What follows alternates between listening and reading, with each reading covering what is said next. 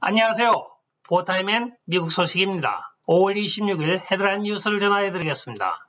보타임엔 오늘 뉴스 속보로 올라온 소식을 전해드리겠습니다. 오바마 이너서클의 존 라저스가 뉴욕타임즈 이사회에 2018년 4월에 선출이 되었다고 전해지고 있습니다. 미셸 오바마의 오빠인 크레이그 로빈슨의 가장 절친인 라저스는 오바마의 동료이자 오바마 정권 초기부터 오바마 이너서클의 멤버입니다. 수년에 걸쳐서 뉴욕타임즈의 리더십은 좌파 엘리트 사회에서 누가 실권자인지를 나타내고 있다고 합니다. 뉴욕타임즈의 현재 이사회에는 AIG, 페이스북, 고데디, 버라이전의 임원이 포함이 되고 있습니다. 그러나 라저스의 임명은 미국의 언론 출신의 임원과는 다른 양상을 보이고 있습니다. 민주당과 뉴욕타임즈의 직접적인 연결고리를 담당하고 있다고 하는 것입니다. 라저스는 오바마 정권 인수팀이 자신의 투자회사인 RL 인베스트먼의 사무실을 사용하도록 허용을 하였습니다. 따라서 뉴욕타임즈와 RL 투자와의 관계를 대중에게는 비밀로 하여 왔습니다. 뉴욕타임즈가 정론지로 유명하였었지만 최근의 편향적인 보도에 가짜 뉴스가 범람하는 것은 오바마 이너서클의 구성원인 블라리자렛,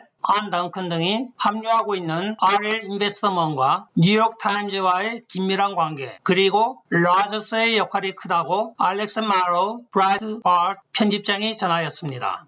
엘리자베스 워렌 매사추세츠 상원 의원이 국세청에 대한 증세를 주장하고 나섰습니다. 자칭 인디안으로 잘 알려진 엘리자베스 워렌 의원이 의회에서 세수를 증세를 해야 한다고 오늘 입안을 하였습니다. 내용인즉 IRS 액트로 알려진 국세청 예산안을 118억에서 318억으로 올리는 것을 제안을 하고 나섰습니다. 여기에 본인의 설명을 따르자고 하면 부자 증세를 하여 소득의 평준화를 이루어야 된다고 이야기를 하면서 부자들에게 3배의 증세를 해야 한다고 주장을 하고 나섰습니다. 어디선가 많이 들어본 프로파간다입니다. 세금을 3배로 올리면 부자들만 내나요? 우리도 다 같이 내야 됩니다. 결과적으로는 부자를 타겟으로 한다고 하면서 미 전 국민들을 상대로 하여 세금을 올리고 있는 것입니다. 미시간주 선거감사 결과에 대하여 OAN 뉴스가 전하여 드리고 있습니다. 미시간주 상원이 2020년 대선에 관한 히어링을 화요일인 5월 26일 청문회를 열고 있습니다.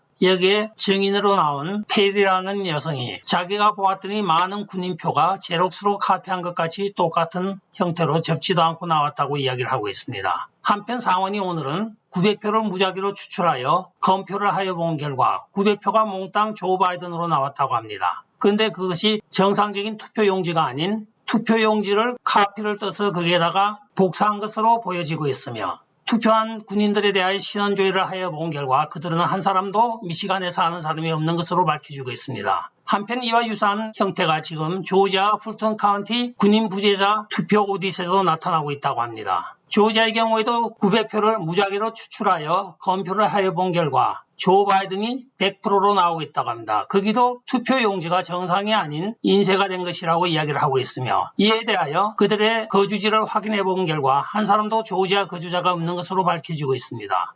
이에 대하여 여러분들도 잘 아시는 리누드 변호사는 자기 사이트에 애국 조지아 군인 여러분, 만약 여러분들이 투표를 하셨다고 하면 내 웹사이트로 투표한 확인을 알려주십시오 하고 인적사항과 이름만 적어달라고 지금 트위팅을 하고 있습니다. 제이커 호프만 아리조나주 상원의원이 오늘 민주당과 미디어들은 자기들 스스로를 부끄러워해야 한다고 기자회견을 하였습니다. 이 기자회견에서 이번 하원에서 통과된 2794에 해당하는 선거청년법과 오늘 통과 예정으로 되어 있는 상원에 계류 중인 2792 법안에 대하여 내용을 설명을 하면서 선거에 대한 일정이나 기간을 변경하는 것을 법으로 금하며 만약에 이것을 고의적으로 변경하거나 범한 자에게는 중범죄 6급에 해당하는 법안을 내어놓은 것입니다. 선거의 투명성과 청렴함을 보존하기 위하여 아리조나는 최선을 다해야 하는데 여기에 민주당 의원들은 선거감사원들을 억압을 하고 선거 요원들을 협박을 하는 행위를 서슴지 않고 있으며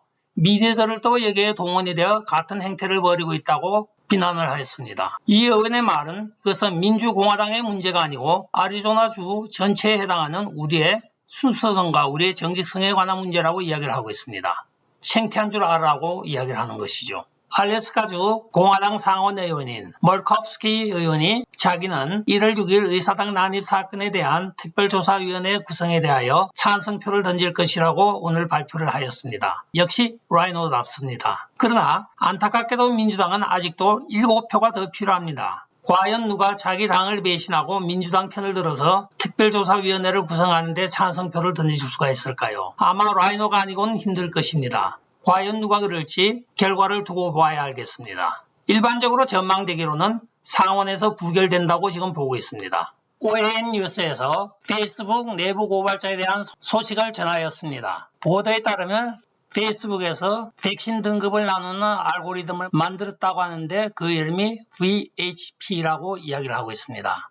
VHP는 백신 헤지턴시 포인트라고 하여 각각의 등급에 따라 점수가 주어지며 그 점수에 따라서 페이스북의 좋아요와 또한 노출을 통제하는 방식이라고 이야기를 하고 있습니다. 이 등급이 매겨지면 노출 제한을 하여 중국에 불리하거나 백신에 대하여 주장하게 만드는 모든 내용들은 노출이 되지 않게 조작을 한다고 오늘 폭로를 하였습니다. 거품이 아니고 실제적으로 우리가 말하는 피땀 흘려서 일가를 이룬 사람이 바로 루이스 비통의 베르나르 아놀 회장입니다. 월요일 한때 제프 베이조스가 세계 1위의 부자로 알려져 있지만은 루이스 비통과 헤네시 꼬냑 그리고 크리스찬 디올, 셀린, 지방시, 마크 제이콥 등의 수많은 브랜드를 거느리는 패션 군단의 총수장인 베르나르 아놀로가 파리 증시가 0.5% 뛰는 것에 힘을 입어 제프 베이조스를 물리치고 세계 1위의 부자로 등극을 하였습니다. 이들 둘 다 1883억 불 정도의 자산을 보유하고 있는 것으로 알려지고 있으며 최근에는 테슬라의 주가가 폭락을 함으로써 앨런 머스크가 1위 자리를 내주고 제프 베이조스가 1위를 차지하였으나 월요일 한때 이렇게 장중이 흔들리면서 프랑스 최고의 부자인 베르나르 아놀로가 세계 제1의 부자가 되었던 것입니다. 그러나 화요일날 나스닥 지수가 다시 반등을 하면서 약간의 차이로 제프 베이조스가 다시 1위를 탈환하였다고 뉴욕 포스트지가 전하고 있습니다. 이 루이스 비통의 회장 경우에는 일반적으로 신흥 부자들과는 달리 꾸준히 그간의 실력을 연마하면서 하나하나 자기가 원하는 브랜드를 쌓아가면서 오늘의 입지적인 인물이 된 것입니다. 최근에는 에르메스에 대하여 오파를 넣었으나 에르메스가 그것을 거절함으로써 계약이 무산되기도 하였습니다. 한편 3년 전에는 여러분들이 잘 아시는 로데오 드라이브에 있는 루이스 비통 건물을 10억 달러에 사서 화제가 되기도 하였습니다. 왜 화제가 되었냐면 그 전날 자기가 임대로 들고 있던 그 빌딩이 자기도 모르는 사이에 어떤 바이에게 5억 달러에 팔려간 것을 알고 그 바이한테 내가 5억 달러를 더 줄 테니까 10억 달러에 저한테 파십시오 해서 하루 만에 5억 달러를 더 주고 자기가 챙긴 것입니다. 한동안 베버리에서 아주 큰 이슈의 화제가 되었던 사건입니다. 끝까지 시청해 주셔서 감사합니다. 좋아요, 구독, 알림 그리고 공유 부탁드리고 댓글 많이 부탁드립니다. 안녕히 계십시오. 바이.